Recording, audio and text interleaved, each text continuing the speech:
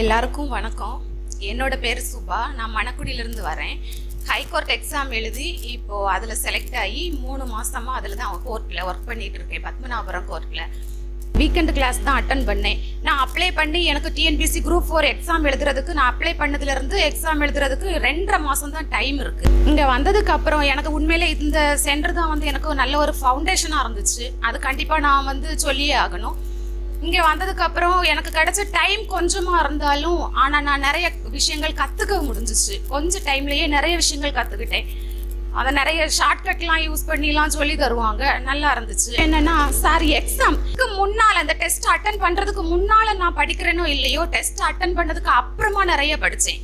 என்னன்னா இவங்க question prepare பண்ணக்கூடிய விதம் அது கொஞ்சம் வித்தியாசமா இருந்துச்சு. எனக்கு இங்க படிச்சு தந்த எல்லா டீச்சர்ஸ்க்கும் சாருக்கும் எல்லாருக்கும் நான் நன்றி சொல்ல கடமைப்பட்டிருக்கேன்.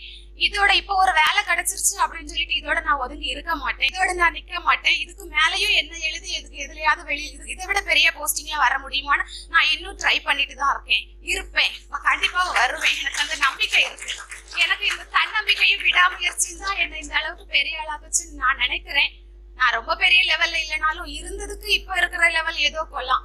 அதே மாதிரி நீங்களும் தன்னம்பிக்கையோடய விடாமுயற்சியோடய படிச்சீங்கன்னா உங்களுக்கும் சீக்கிரம் நீங்களும் ஒரு கவர்மெண்ட் ஸ்டாஃப் ஆகலாம்னு சொல்லி நான் விடைபெறுகிறேன்.